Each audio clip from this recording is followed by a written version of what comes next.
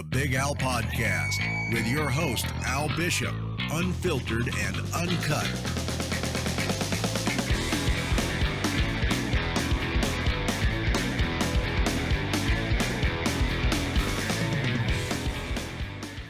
Welcome, ladies and gentlemen. Today I've got the entire British invasion that's come to take over EFC65. Got Mr. Calum Murrie from Scotland, Mr. Stuart Austin from England, and Mr. Gavin Hughes from England. Welcome, gents. Thanks very much for your time. I know we're a couple of days out from fight night for your respective fights, so thank you very much and welcome to the show, man.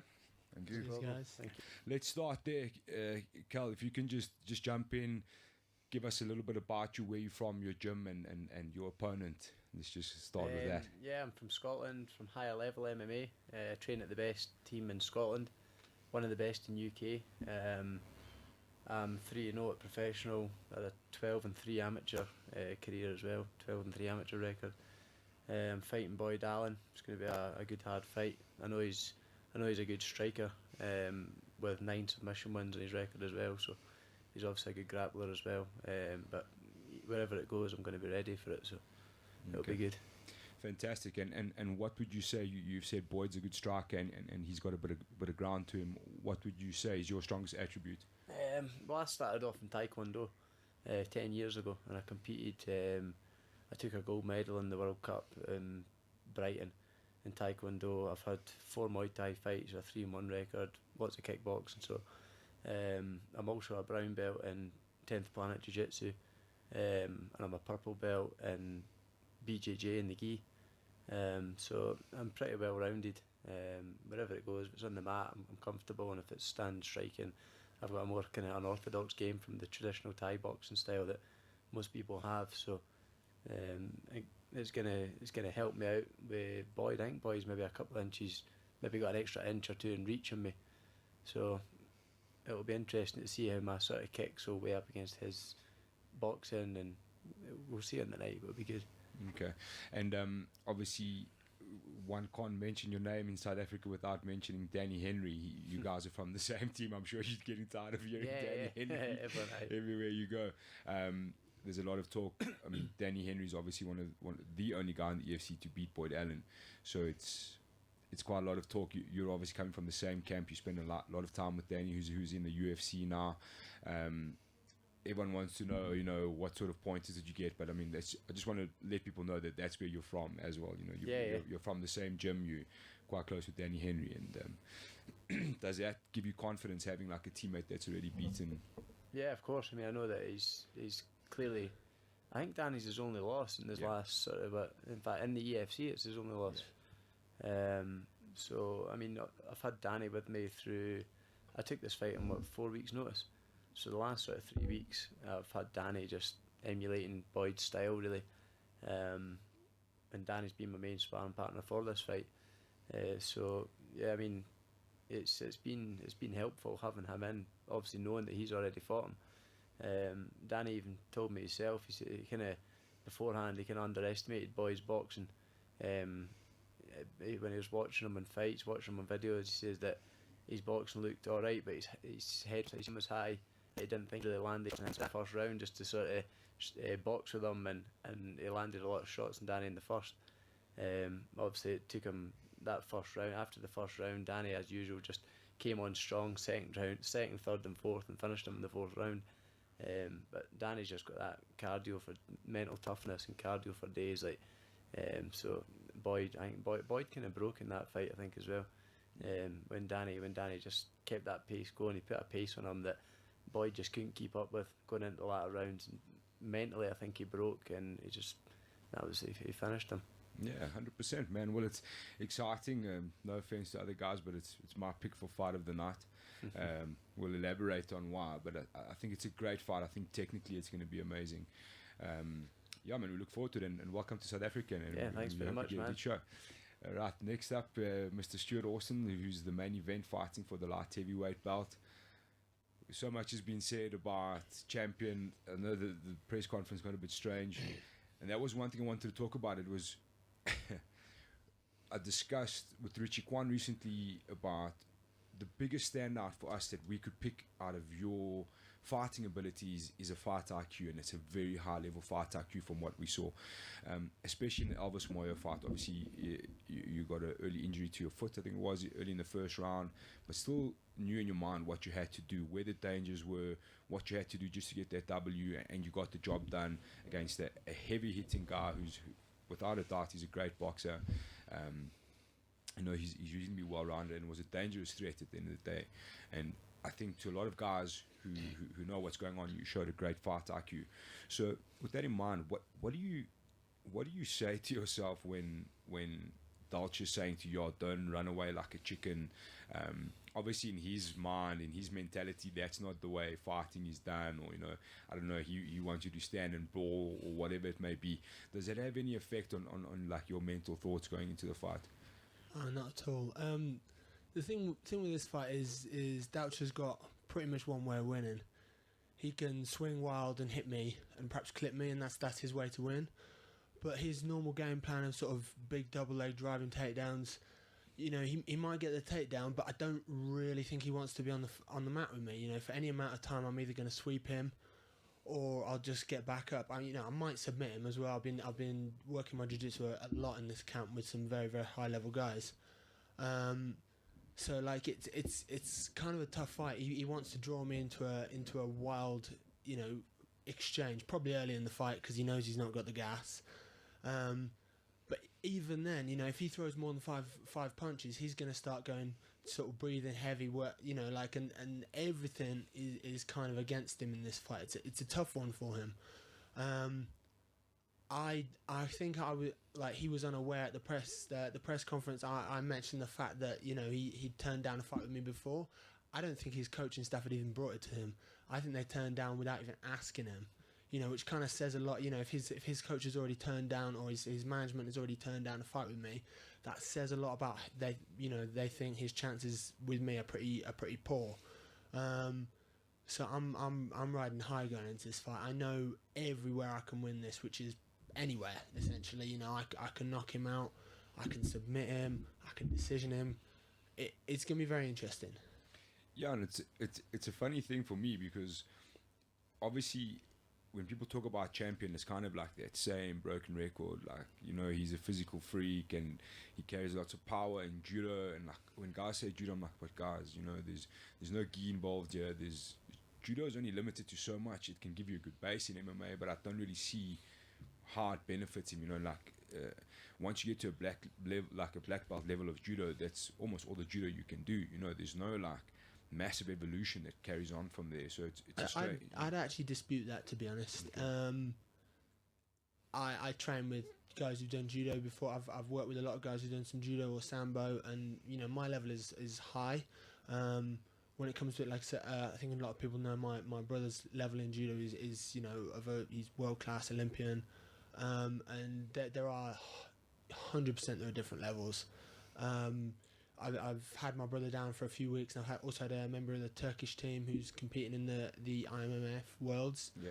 And who's again another Turkish judo player, but there are different levels to this game, and like I consider myself, me, and even like someone like Doucher, we competed at a certain level and we did well, and maybe if we carried on, we would have had the potential to be a world class, but neither of us got there. I was world class at an under 20s, at the kind of a junior stage. But that in the grand scheme of things, that's nothing in senior judo. Like senior men's judo, I would be, butchered. It's not even, wouldn't even be difficult for an average international player to beat me. I'd be, meat for the grinder, and that's my brother is of a very, very high level. So training and competing with someone like that, it's like anything. You go to train with boxers because you want to be with training people who have got better boxing than your opponent. You do the same with wrestlers. You do the same with jiu-jitsu. At the moment, my jiu-jitsu, I'm training with Jackson Sousa, who's my no-gi coach at Fight Zone, and he just won bronze at the ADCC. He won Pan Am's this year. He's a former no-gi world's medalist. There's no way that he's got someone like that to replicate his jiu-jitsu. I just don't see him having answers for my game, like almost anywhere. His sort of trump card is his judo and he's got essentially he does a shoulder throw, does a ippon sianagi, and he does big double legs, and the shoulder throw ain't happening. It's not going to happen. Like, the people he's done it on, it's hard to not be disrespectful, but have no wrestling ability whatsoever, and their MMA ability was, you know, somewhat limited. You know, it was early in his career, and his striking is what it is. It's dangerous, it's wild, but it's very limited. He's very limited. You know, I watched his open workout, and his open workout is all I've ever seen from him. You know, that big wild right hand, the big wild left hand, and that's pretty much it. I think he threw a couple of straight punches. I was surprised. I was honestly shocked. I was like, maybe this guy's developing. And he definitely had new fear for you from the open workout, especially when he saw the pad work that was going on inside the ring. He was like, "Jeez, man." Yeah, oh yeah, exactly. Like, I had a very advanced pad man holding for me. You know, it's quite complicated for me, but up my level. The other side I wanted to mention is that a lot of people maybe don't realize, especially a lot of local fans, is that you're actually the bigger man. Like, Champion looks like this. I mean, especially on TV, he looks like this beast, but you're in fact substantially quite a lot bigger than him. I think I'm like half a foot taller than him. Yeah. And I think I'm going to be significantly heavier on the night. Sure. You know, like, as someone who's moved down from heavyweight division because guys were so big, you know, I was coming at 230 in the heavyweights, and, you know, fighting guys 250, 260. And it's fine at a lower level, and it's the exact same at light heavyweight. You know, but when you get to a certain standard, the size makes a huge difference. It becomes a real problem, and I think that's going to be a big factor in this. Like, Doucher has not gone 5 rounds at high altitude. I know he's fought at altitude before, but not a championship fight at high altitude. And his other fights where he has gone the distance, I think they're in Cape Town, which, you know, it's significantly different. It's 2,500 meters above sea level of difference. Exactly, yeah. It's a huge thing. So that's not even an advantage for him. His 5-round experience, I can almost discount. So it's like, my size, you know, he's going to want to grapple with me for a significant portion of this fight, and any grappling exchanges, my size and physicality is going to make a massive difference. Like, really, he's probably going to have the edge in speed on me. But his normal strength differential to most people, you know, he's just going to be negated. I'm used to fighting just guys who are 50 pounds heavier than them. It's not even a question. People are saying, all I ever hear in his interviews, you know, he's going to be surprised by Doucher's power, by this. I'm like, you know, have you not looked at my record? Have you not looked at that guy? I thought he's got 10 knockouts, and that guy's got, and that guy, and that guy. They're all monsters, you know. So, like, the power is not. Obviously, I'm aware of it. I'm respectful of it, but it's not a shock for me. Yeah, 100%, man.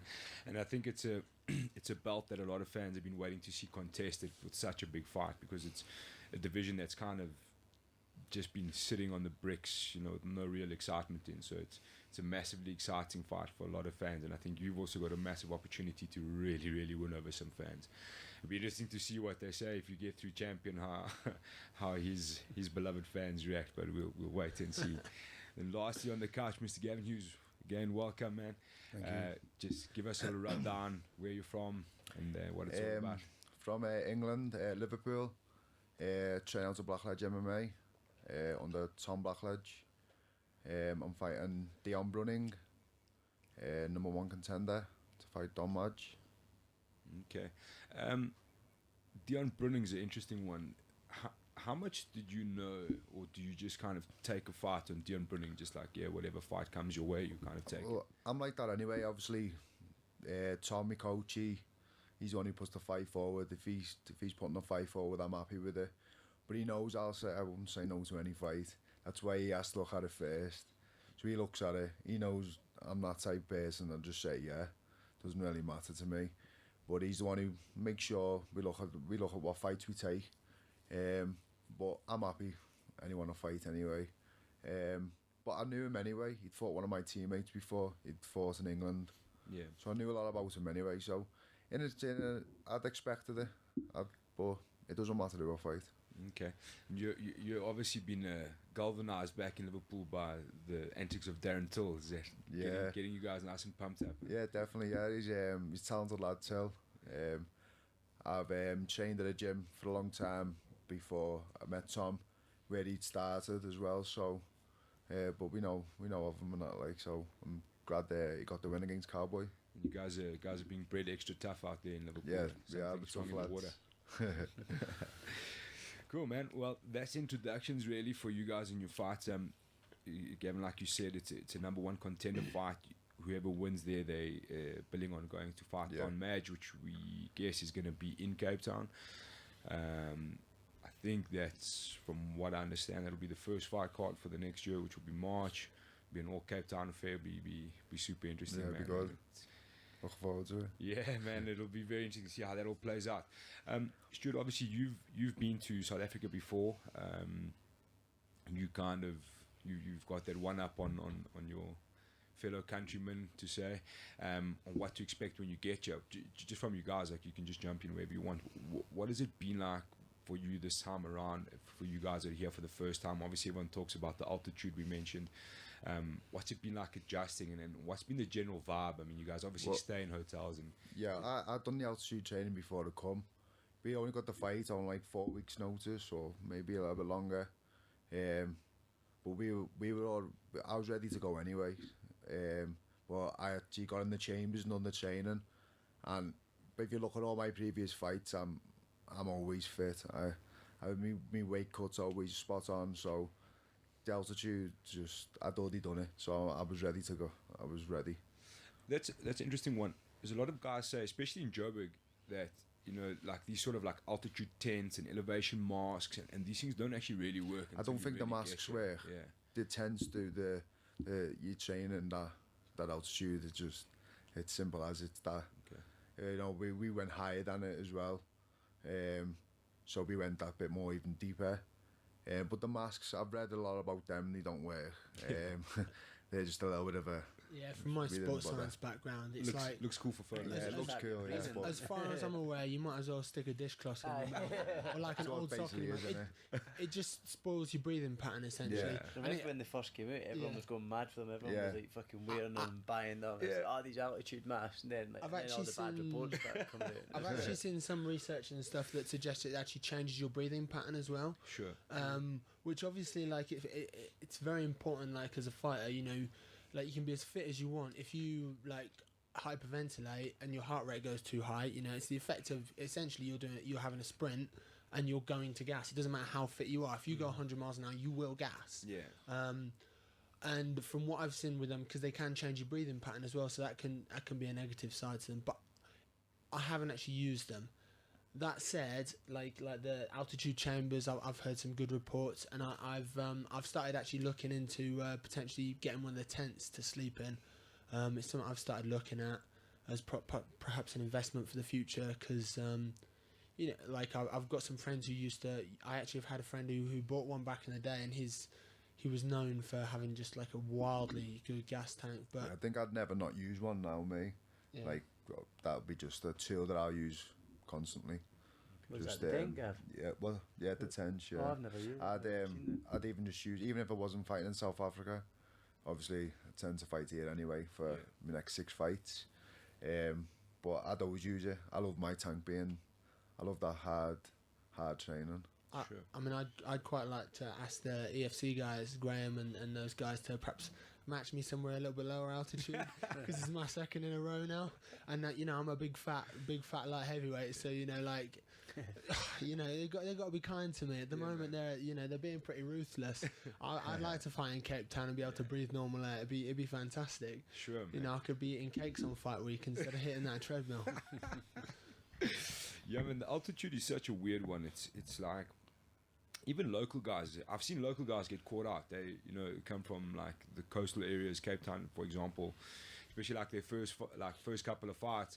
They'll pop up to Joburg on the Thursday and then come fight night. They're like, Saturday, shit, I just gassed, man. Like, well, but there's quite a substantial difference in altitude, you know, and guys neglect it. So it's always interesting to ask. I think, I don't know if you guys know Christian Holly, who's from Spain, also fights in the EFC. Yeah.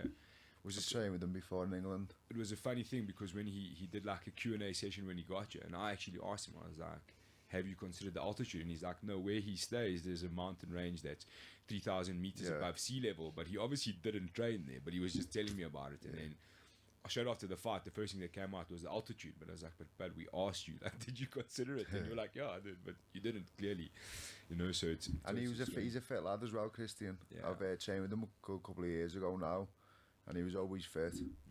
He was always same on with Danny Henry. He warned me about altitude as well. As soon as it was like, if you're fighting Johannesburg and Danny's always fit, that's one of his main weapons is his cardio. And he says to me, he says, mate, just make sure you're fit. He says, if you're ready for 3 rounds, you'll last 1. He says, if you're ready for 5, you'll last 3. He says, like, you've got that, and that's something coming from Danny, because he's one of the fittest guys I know. Sure, man, and it's especially tough taking a fight like on a couple of weeks' notice. It's always going to be a little bit harder to kind of prepare for that. Like last time, it was brutal. Like, you know, like the first day I got here last time, I'd done some prep, but, you know, I really wasn't expecting it. I feel like light heavyweight actually forces me to get in better shape. You know, my conditioning has to be on point, and I'd say I was in heavyweight shape. And the first day, like I tried to go on my normal treadmill sprints, and like about 3 minutes in, I was shocked. And I could see my coach looking at me like out of the corner of his eye, thinking, what's you know, what have you been doing any fitness this camp? And I was surprised, and I adapted quickly last one. But this camp, you know, it's surprising how much even just having more awareness, being a bit like kind of better mentally prepared, you know, makes that big difference. I think the guys perhaps had done a little bit more research than me last time. I saw a big heavyweight without a good gas tank, so I wasn't overly fussed. Whereas I think these guys perhaps took it a bit more serious for their first one at altitude. Sure. But yeah, so like it is quite a surprise and quite a nasty one when you first. I think even if you're prepared, it's surprising how much it's like a feeling of you're not breathing harder. It's just all of a sudden you seem to hit this wall where you've not got enough, and you it's almost a bit confusing because your breathing's fine, your heart rate isn't through the roof. You know, you're not just dry, almost like and all of a sudden you start getting a bit like, oh, what's happening? It's strange. That's me every day, and I've lived here most of my life. Do you get it more like on your muscles or on your actual breathing? Or? I find it more on my muscles, on your muscles a little bit, right? Yeah, it's probably got to do with like oxygen restriction. Really, it's not really getting through. Well, it's like there isn't a lower percentage of oxygen in the air, is it? There's it's actually because the air pressure's reduced as you get higher up. So there's like the particles of oxygen are further apart. Like it's a common misconception. There's a less percentage of oxygen, where it's just that there's actually just less air molecules overall that you'll take in each breath. So like even though you're taking in the same proportions, you're getting just a smaller number of molecules of oxygen, which is the difference. Very interesting. And what has your guys' reception been like here? I know a lot of the foreign guys that come out, like especially, it's a new hotel this time. You guys are staying at the Maslow instead of lovely, the Balalaika the last time. Tell everyone we'll get swarmed. We're gonna have swarmed. There's gonna be a queue of people outside screaming and shouting. He's already shown what room number he is in the Engage series, so we can literally go knock on his door if we want. I've moved rooms. Yeah, let's see if that works out for you, man. So normally there's like quite a bit of like atmosphere in the hotel. The guys know why you're there and who you're fighting and what's going on. What's your guys' reception been like in the country so far? It's been good this time for me. Like I've been recognised a few times in the Santon Mall, and I've given a few tickets out to people. Okay. And like if anyone actually sees me, like I think I'm going to tweet or Instagram out in the next couple of days. If you see me in the mall, come up, say hello. I will give you some tickets, put them in your hand. Actually, the hotel's been a bit quieter really? For me. Like last time, at the Balalaika, like a lot more of the kind of staff, I think had the EFC guys there before, so they knew more about us. Whereas I think at the Maslow, because it's a bit of a newer to have the fighters there, I think they're not quite like, they don't realise. So like when I've mentioned to a few guys, like they've been surprised that I could give them a free ticket here and there and see what's what. But like if anyone wants to, if you Instagram me, tweet me, I'll happily meet you in the mall or something and give you a pair of tickets. Just be on the lookout. This is Joburg. You might have someone meeting you to take your wallet back with well, them. that's why I'll be in the Santa. I'm gonna be standing outside one of the jewelry shops and pointing a gun at you. Solid strategy. Half-price tickets. And I think it's a room 500 at the Maslow. Yeah, it's very friendly. All hours, you're welcome to come early in the morning to room 500. My cornerman, he'll still be in there sleeping. He's just sleep all day and up all night. That seems to be the theme when guys come from foreign lands. Yeah, hey, you guys are out sweating, promoting, cutting, and the cornermen just eat and sleep, and that's pretty much what goes on. Oh, I'd love to come out as a cornerman, especially with the breakfast you get in that Maslow. Everything, man. Like I actually walked past Cinnamon Swirls this morning and I just looked at them, had a wee smell at them, and then just walked off again. You got that big tub of clotted cream next to it is hard when you cornermen are eating it in front of you like in the morning. Oh, it's got one of the best. That's one of the best selection of breakfasts I've ever seen. It's got the full fry up sort of section, then it's got the croissants, the cakes, and then it's got your fruit, your granola. That's actually been paid for by Fight Fit Militia just to test your. Is that right? Yeah, I think Boyd Allen made a call there. He was like, just put every detail out, just see if we can tempt the boys in there. I've been really happy with the way EFC have treated us though. Like, you right up to the hotel as you're saying there. Hotel's lovely, and even the people, everything's been really good. Like, everyone's been dead well, welcoming. South African people are lovely. It's really a nice country. Fantastic, man, and we're happy you feel that way. There's quite a theme. Obviously, you guys have come from similar sort of areas. I guess it's been labelled as like a British invasion. We'll call that couldn't be any more untrue. We've come from actually separate corners of the UK. Middle and top. Yeah, well, literally the same continent. With the same country. We'll keep it as the same continent, but basically, you guys have had like almost each other to kind of go through. I mean, you're like the big brother bear guiding the young felons through the jungles of Africa for the first time. I've already met Calum on another show. We fought on ACB in Glasgow. Cool.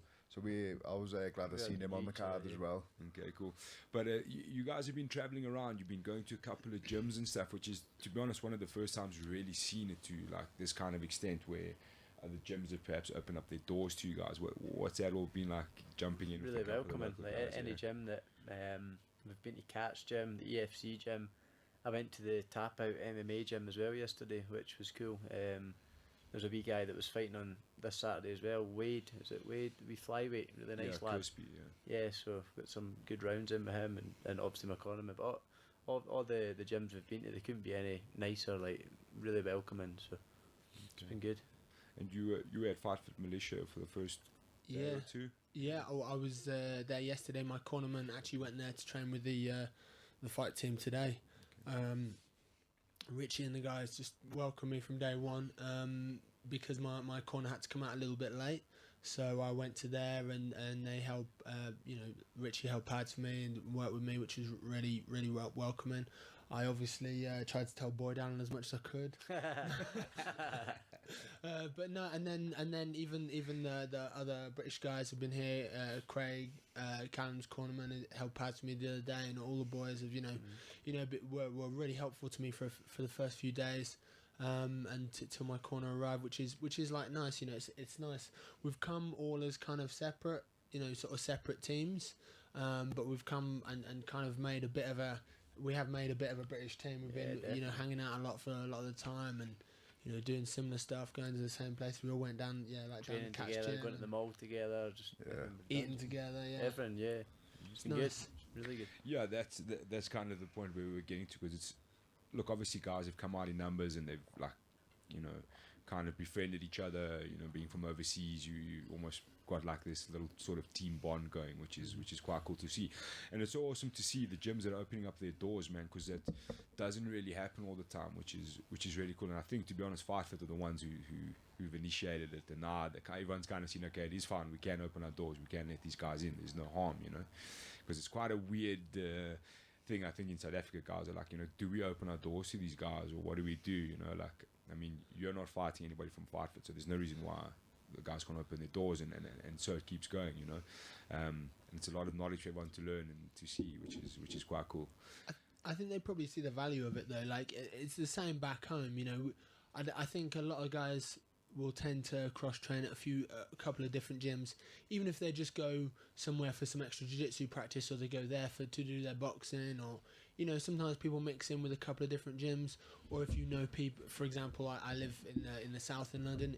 If I know guys up north, I'll go there, or I'll go back to my old gym in Cheltenham and do some rounds with those guys, and just mix it in, because I think it's and we'll have guys who come and do the same with us. At Titan we have guys who flying from, like, meant to be honest, lots. You could pick your country, and there'll have been guys who've flown in to train with us from there. And we've always had a fairly open-minded policy since I've been there. I think that's the way to go, because you bring. I think the ways to improve is you either adjust your training methods, or you bring new guys in. At the end of the day, if you have the same things day in, day out, like, eventually there's going to be a point where you cannot improve anymore, because why would you? If we went in the weights room and you put the same weight on the bar and do it every single day, for a few weeks you're going to get stronger, and then it's just nothing's going to happen, because you have to make changes to make adaptations. And I'd imagine the South African gyms see that, and they want to, even if it's just for a couple of weeks, they want to bring another guy in, do some jiu-jitsu with him, or just watch him. Oh, what's this guy doing? Oh, he's just, look at that footwork, because coaches are always watching. They might be bringing you in and, like, welcoming you, but they're for 100% they're going to be picking your brains, either literally or just, like, watching what you and your pad man doing, what are they doing different. And I think as well as them being a resource to us, we can be a resource to them, and it's about building partnerships. It's nice to be able to come here and hopefully in my next fights, I'd like to, go back to Fight Fit Militia. And I'm sure these guys are gonna, and go back to similar gyms that you've been to, and build that connection, and perhaps if their fighters come to us, we can open our doors to them. It's all about, like, fighting is it's all, like, gradually expanding your network of connections. I've got friends in Brazil, friends in America, Canada, everywhere in Europe and around the world. These connections open up, and it's nice to be able to go to a city, to be able to go to a country and just be able to give someone a call. Can I come and do some pads? Can we, if you've got a jiu-jitsu class on this, and that's a really great thing. I think people underestimate that with fighting, the ability it has to build, like, bonds and friendships and connections across the world, which is, I think, it's a privilege for us as fighters. Especially when you're starting and you're kind of in your little bubble, you'll be in your local area, and there'll be those 5-6 shows you go to, and you fight their guys, and our gym fights their gym, and they're, but as things get better and bigger, you start training with those guys who are perhaps the kind of competitive gym before, and you train with those guys, and you're looking to, we'll be looking to fight the guys from up north, or we'll be, and it becomes a bigger thing, which is kind of nice. Yeah, sure, man. It's a, like, ever-growing community, if you want to put it like that. And obviously, at some stage, two guys have to fight, but I mean, it doesn't mean that they can't be mates afterwards and crack a beer and exchange knowledge, which I think is a big important factor, especially in a growing community like South Africa. I mean, EFC is obviously a massive show, but the sport itself is still evolving, and like you say, I know Richie Kwan's big into that, to see what other people are doing and to constantly update his role and what he sees and what he knows and things like that. And like I say, man, it's really cool to see that there's that happening, there's that bond. Like you say, you guys are going to come out here, you know what I mean? And I've spoken to a couple of guys that have come out here from overseas, and some of them have had tough experiences. They feel like they're, like, locked in, they can't go anywhere, you know what I mean? You're kind of just going to the EFC gym, back to the hotel, and then pondering around a little bit. There's no real place to go and really train, like, I think that's a mental barricade, though. Yeah. Like, if you put up walls around yourself, then you can't pass those walls either. If, like, I think all of us guys, whether we've trained other teams ourselves, or whether our coaches and our coaching teams have done it, I think that kind of permeates into the culture. I've trained at several teams in my career, and also my team now. we have strong links with multiple teams across the world, and like I say, if that is your culture, then you go somewhere new. Why wouldn't you do the same? I think I think the guys are the same. I know Gavin's coach Tom, has been everywhere around the world. He's a UFC veteran. He where hasn't he been? Who hasn't he trained with? Is like listening to him this week. It's really nice to see like a guy who I'll be honest, like Tom Blackledge. When I was coming up, he was like one of the heavyweights and light heavyweights at the time. He was one of the guys I was sort of eyeing up. That's the guy I want to fight. One of the guys I had my target on.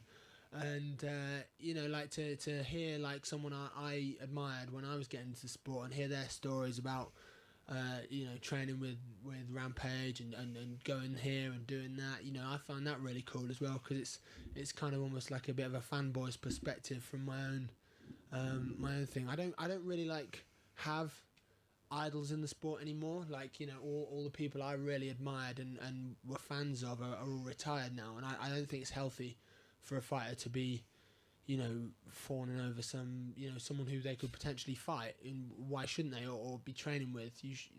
I think that's quite a negative thing to go down. But I also think, you should be aiming to be like, if I want to be in the top 10 in the world, I shouldn't be like, oh my god, that guy's so good, he's amazing. It's good to have that mindset of going out there and treating them as what they are, which is your equals, your kind of compatriots in the sport. 100%, man. Just talking on promotion wise, I'm going to start with you, Calum. How much have you seen of the EFC's production? And just to put it out, like I was actually having this conversation with someone the other day. They didn't really quite realize the numbers that the EFC is pulling at the moment. Obviously, this year they struck a deal with SABC, which is a terrestrial channel here, and the main cards are reaching close on like between 1.5 to 2 million views. It's a massive production. The show is really big. Is this the biggest show that you'll be fighting on, do you think? Yeah, to date, definitely. I've fought on like ACB, which is another big show. And I've fought on all the Scottish kind of local shows and that for years. I've fought on them, but I didn't watch that much EFC, to be honest. I watched Danny's fights. I watched the majority of Danny's fights on EFC.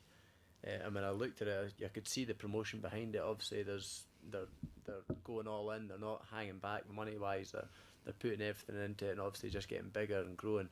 I think South African MMA as well is just growing, which is a good thing, which is helping obviously towards the EFC. It's like I say, since we've been here, there's been no expenses spared. I mean, everything we've been put up in that Maslow Hotel, which is a cracking hotel, great facilities, everything's paid for us. It's perfect. It's great to be part of the promotion. And I'll ask the same there to you, Gavin.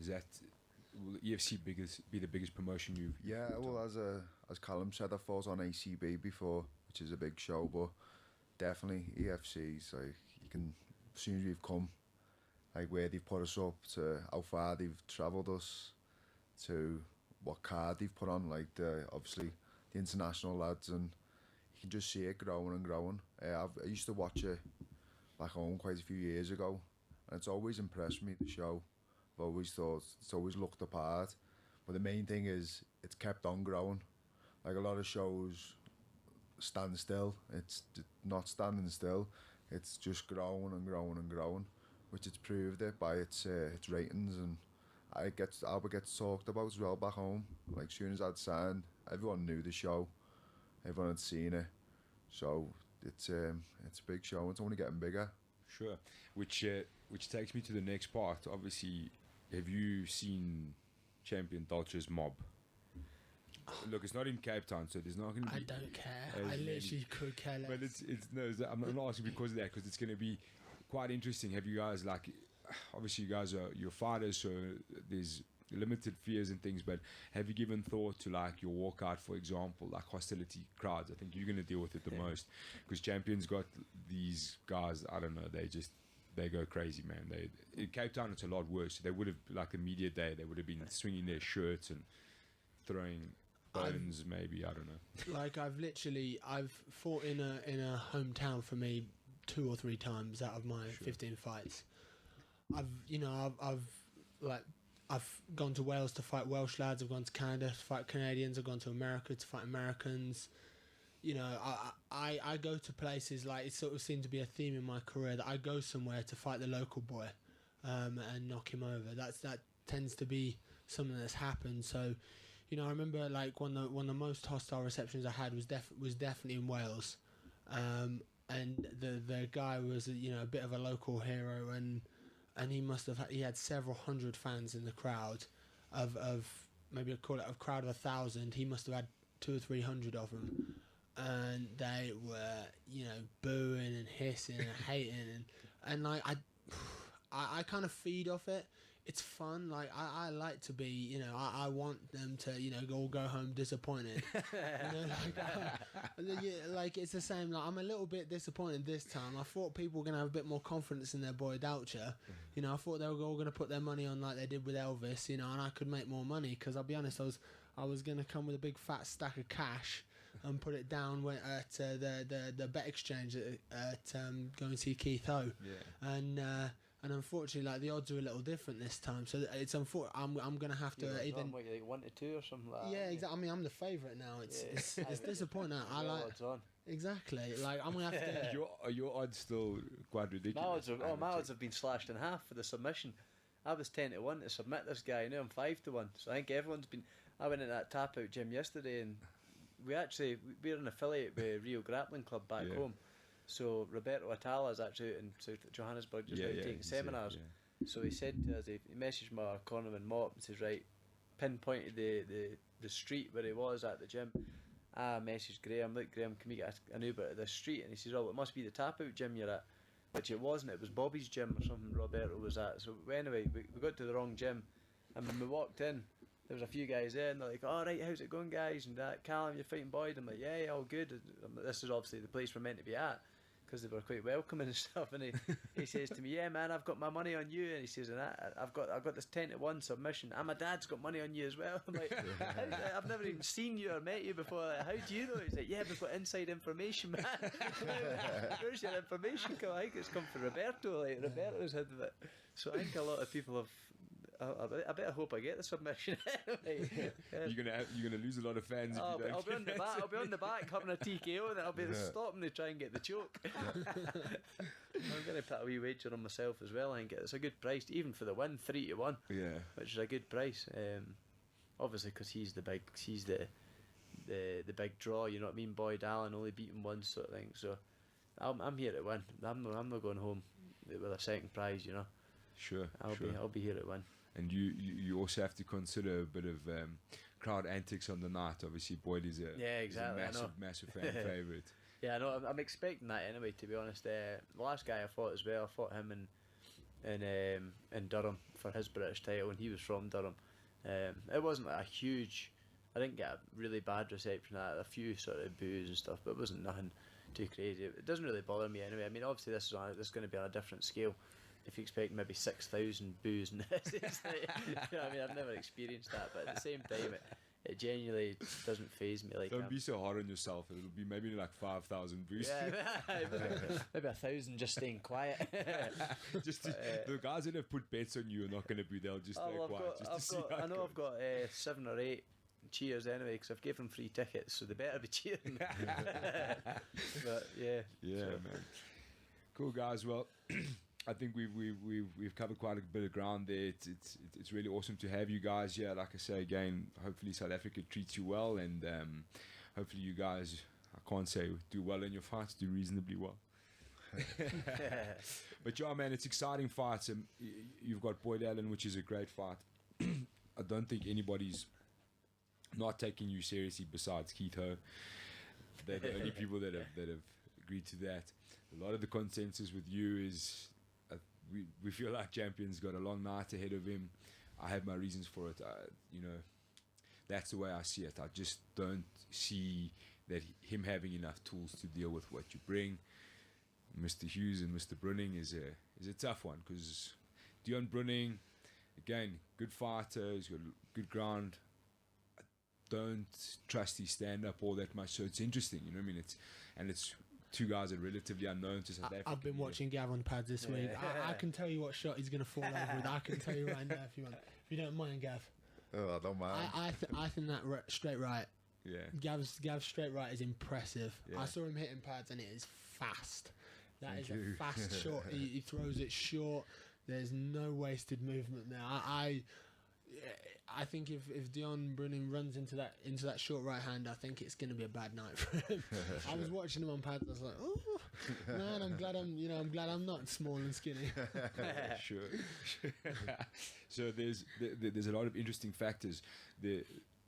I'm pretty sure the winner between you and Boyd is also, it's almost like, I don't know if they're billing it as a number one contender. I think, well, Graham did say that in the press conference. He said, obviously, we're looking at getting Cabeza matched. Sure. He says, so potentially this is, whoever wins out of this fight will be getting a shot straight at the title. Yeah, so. and it'll be on the same on the other side for you. Get a crack at Don Madge, who's actually with Chris Harborg at the moment as a sparring partner to get her ready for Holly Holm. So that's a monster fight. Yeah. And then obviously the title. That's the biggest out of all of them, unfortunately. No. King of the jungle. That's it, man. That's what you can be. You That's can the be main event. Sitting right in front of you. Sitting right in front of you. Yeah, man. So it's a hell of a card. It's a hell of an exciting card. It's obviously we're being labelled again with this international or British invasion. Guys on foreign territory taking on the local boys. The local boys are pumped. You guys are pumped. So it's going to be great, man. And we thank you guys again for your time and welcome. you. And Cheers. Thank best you. of luck Thank for you your very fights. Thank you.